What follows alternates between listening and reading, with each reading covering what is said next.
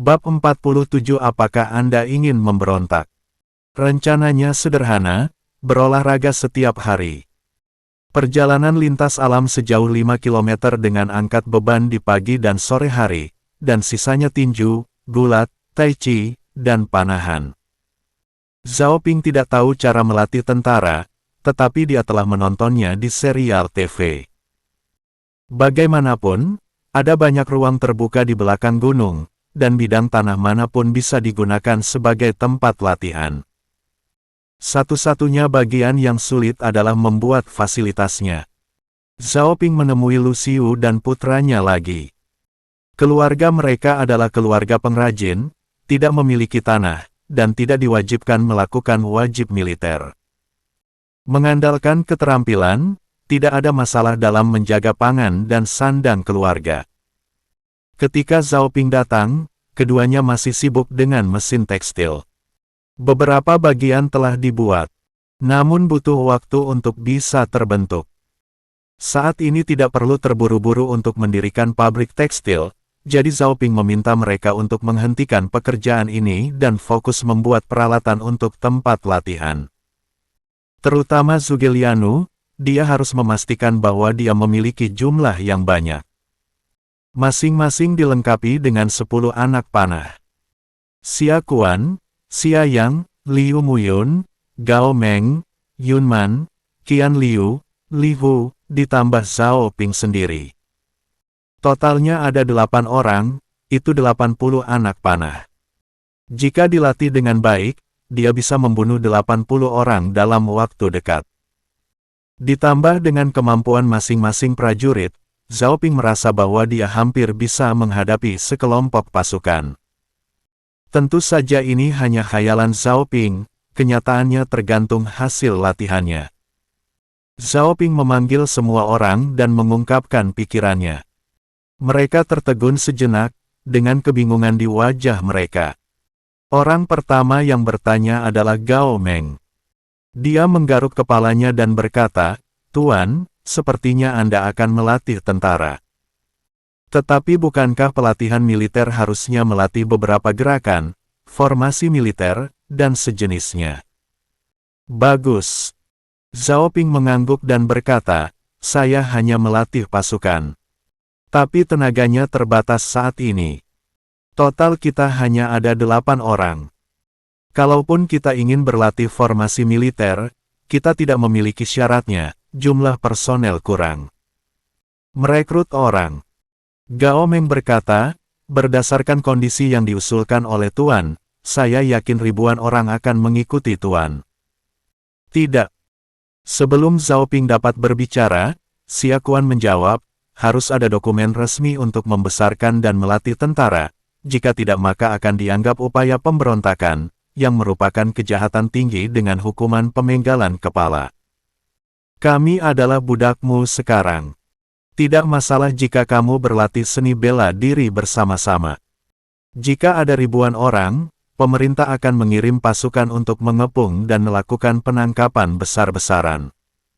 Saran yang bagus. Zhao Ping memuji, "Kita hanya akan mengawal beberapa barang, tidak perlu membuat keriuhan besar. Tetap low profile.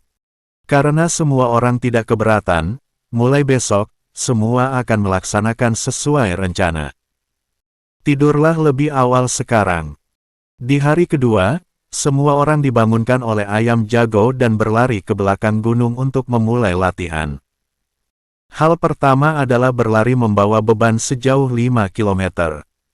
Setiap orang diikatkan 2 karung pasir sederhana seberat 5 kg di kaki mereka. Itu dipenuhi dengan kerikil. Meski ditutupi beberapa lapis kain linen, kaki tetap saja sakit. Setelah hanya 2 km, betis Zhao Ping mulai berdarah. Hujan dan keringat bercampur dan menyentuh lukanya, menyebabkan Zhao Ping mengerutkan kening kesakitan. Tapi dia masih mengertakkan gigi dan bertahan. Ini adalah pelatihan pertama dan dia tidak bisa membiarkan orang menertawakannya. Ia bahkan menyemangati Qian Liu yang tertinggal di belakangnya, "Liu Zi, ayolah, ini sudah setengah jalan. Kalau kita lari sebentar, kita bisa minum bubur nasi dan makan kaldu. Kak Ping, aku sangat lelah. Aku benar-benar tidak bisa bertahan. Qian Liu tampak getir. Kebugaran fisiknya lebih buruk dibandingkan Zhao Ping. Ia dapat berlari sejauh 2 kilometer dengan beban yang berat, namun hampir menghabiskan seluruh tenaganya. Saat ini aku hanya ingin menyerah. Zhao Ping berkata dengan sungguh-sungguh, Liu Zi, jika kamu ingin terus mengikutiku, kamu harus bertahan. Bahkan jika harus berjalan kaki, harus menyelesaikan 5 kilometer ini. Kalau tidak, kembalilah ke rumahmu di kota. Aku, Zhao Ping, tidak peduli dengan para pemalas. Kembali ke rumah. Saya tidak berencana kembali ke rumah di kota sendirian. Qian Liu panik. Mengikuti Zhao Ping, dia tidak hanya menerima gaji bulanan sebesar 500 koin yuan, tetapi juga menerima sejumlah uang hadiah tambahan. Dan uang imbalannya lebih banyak dari uang bulanan. Semuanya berwarna perak. Mata Qian Liu mulai bersinar ketika dia memikirkan hal ini. Ibarat ada segunung emas dan perak yang bertumpuk di depannya, asal sudah terkejar, bisa memasukkannya ke dalam saku. Tidak tahu dari mana kekuatan itu berasal, dan dia tiba-tiba melompat ke depan Zhao Ping. Kedua kakinya sepertinya dilengkapi dengan motor, dan dia melampaui Zhao Ping sejauh puluhan meter. Zhao Ping tercengang saat melihat pemandangan ini. Hanya bisa mengejar ketinggalan secara perlahan. Untungnya, dia memiliki kemauan yang kuat dan berhasil berlari mengejar. Karena Zhao Ping telah memberitahu mereka sebelumnya untuk tidak duduk dan beristirahat setelah berlari sejauh 5 kilometer, tetapi berjalan perlahan sebentar dan kemudian melakukan peregangan. Semua orang sedang melakukan latihan peregangan saat ini. Zhao Ping mengambil kesempatan itu untuk bertanya pada Qian Liu, Liu Zi, bukankah kamu kehabisan energi? Kenapa tiba-tiba kamu merasa seperti disuntik darah ayam? Menjadi bersemangat. Qian Liu tidak mengerti, saya tidak tahu apa yang terjadi. Waduh. Zhao Ping hanya bisa mengubah kata-katanya, maksudku, kamu hampir kehabisan energi, kenapa kamu tiba-tiba berlari begitu cepat lagi? Kamu mengatakan ini. Qian Liu tersenyum sedikit malu-malu, saya menganggap bagian depan sebagai gunung emas dan perak. Begitu saya tidak bisa menyelesaikan larinya, uang itu tidak lagi menjadi milik saya. Lalu saya tidak tahu dari mana kekuatan itu berasal, dan saya bisa berlari sangat cepat. Zhao Ping terdiam lagi. Mungkin ini karena saya suka perak. Mengapa kamu tidak melihatnya sebelumnya? Mungkinkah dia juga tumbuh dewasa setelah pengalaman perjalanan dalam hidup beberapa bulan terakhir? Bahkan Qian Liu menjadi orang yang sangat kikir. Tampaknya benar.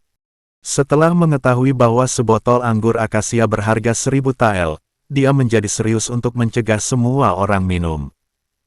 Anggur akasia dirawat dengan sangat erat seperti bayi. Dia juga berbakat dalam pelatihan. Setelah menghela nafas, dia memulai bagian kedua dari pelatihan, Tai Chi. Meskipun Zhao Ping tidak bisa memberikan kerusakan, daya dobrak seperti yang dilakukan Li Hu. Tapi dia kelihatannya benar. Ketika dia masih kuliah, ada kelas pendidikan jasmani, dan dia mendaftar di Tai Chi. Karena gerakan pertarungannya lebih indah, dia malah tampil di atas panggung. Tidak ada tekanan sama sekali selama mengajar saat ini. Adapun seberapa banyak yang bisa Anda pelajari, itu tergantung pemahaman pribadi Anda. Bagaimanapun, dia sendiri telah belajar selama beberapa tahun, tetapi dia masih layak disebut pemain sandiwara, bukan ahli bela diri Tai Chi, sedangkan Li Hu baru belajar beberapa hari, dan dia dapat menghancurkan seseorang dengan satu gerakan. Acara ketiga adalah panahan. Hanya ada satu Zhuge Lianu, jadi hanya bisa mempraktikkannya satu persatu, secara bergantian. 10 anak panah ditembakkan dalam satu putaran, dan setelah ditembak, orang berikutnya diganti. Saat ini, Zhuge Lianu adalah senjata paling mematikan yang bisa dibuat Zhao Ping, jadi Zhao Ping memiliki persyaratan yang sangat ketat terhadap senjata tersebut. Tapi hal ini juga tergantung pada bakat. Seperti Xia Kuan, pada target 30 meter, 7 dari 10 anak panah dapat mengenai ring ke-10. 3 cabang sisanya juga berada di ring ke-8 dan ke-9. Dapat dikatakan bahwa dia adalah seorang pemanah ulung. Adapun Li Hu, jika 1 atau 2 dari 10 anak panahnya mengenai sasaran, dia akan dianggap orang yang sangat jago. Bukan alat untuk memanah. Satu-satunya hal yang membingungkan Zhao Ping adalah Gao Meng, seorang veteran, hanya bisa menembakkan 3 atau 4 anak panah. Dalam hal ini, Zhao Ping merasa bahwa seekor kucing buta akan membunuh seekor tikus. Dia berkata dengan marah, "Gao Meng, bagaimanapun juga kamu adalah seorang veteran, mengapa kamu begitu tidak kompeten dalam memanah?" Wajah Gao Meng memerah dan dia menjelaskan, "Tuan, saya bukan seorang pemanah. Saya tidak menembakkan banyak anak panah ketika saya masih menjadi tentara. Ternyata belum pernah menembakkan anak panah sebelumnya. Pantas saja sangat buruk dalam menembak. Tidak sebaik diri saya sendiri." Zhao Ping merasa lega tetapi bertanya dengan rasa ingin tahu, "Lalu apa yang kamu lakukan?" Si kapak. Gao Meng khawatir Zhao Ping tidak mengerti, jadi dia menambahkan, "Seseorang yang menyerang dengan kapak atau pisau panjang." Zhao Ping segera memikirkan hal ini. Itu adalah kekuatan tempur paling hebat selama periode 3 kerajaan. Selama serangan diam-diam di Yanzhou, Gao Sun memimpin beberapa orang yang terperangkap di Kam untuk bergegas ke kiri dan ke kanan di antara pasukan Cao yang besar. Tidak ada yang bisa menghentikannya, dan bahkan hampir membunuh Cao. Bagaimana jika saya juga bisa membentuk pasukan jenis ini? Tentu saja, Zhao Ping baru saja memikirkannya. Pasukan ini umumnya membutuhkan orang-orang yang tinggi, perkasa, dan berkuasa. Saat ini, setiap orang sangat miskin sehingga mereka bahkan tidak mampu untuk makan, dan mereka sangat lapar sehingga tim yang terdiri dari 100 orang di Kabupaten Yunnan pun belum tentu mampu. Tapi itu tidak menghentikan Zhao Ping untuk mempunyai ide ini. Bagaimanapun, perkembangannya tentu tidak terbatas pada Kabupaten Yunnan saja. Jika saatnya tiba, dia pasti akan pergi ke kota kabupaten, ibu kota negara bagian, dan lain-lain, dan dia pasti akan bertemu dengan pria-pria tinggi kekar itu. Jika menemukannya, akan langsung direkrut. Jika terus seperti ini, dia juga dapat membentuk pasukan Kam jebakan, yang terdiri dari ahli kapak dan pedang. Benar-benar luar biasa kalau bisa mengumpulkan 1000 orang, dan Zhao Ping merasa bahwa dia harus memenuhi syarat untuk menantang ayah mertuanya kelak.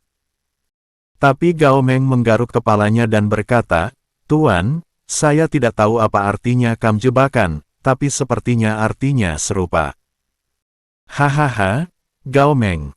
Zhao Ping tertawa dan mengambil sikap seorang jenderal kuno.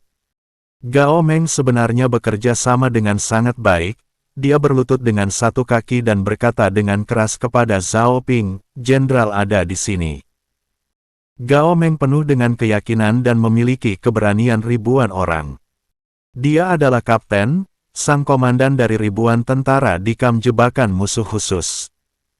"Terima kasih, Jenderal." Setelah Gao Meng selesai berbicara, dia mulai menggaruk kepalanya lagi. "Tuan, di mana pasukan saya?" "Tuan, saya hanya bercanda dengan Anda. Apakah Anda benar-benar menganggap diri Anda sebagai seorang kapten?"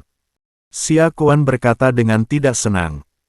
Kemudian dia bertanya kepada Zhao Ping, "Saudara Ping, kamu menciptakan Zhuge Lianu dan menjadikanmu kapten ribuan orang nantinya. Apakah kamu ingin memberontak?"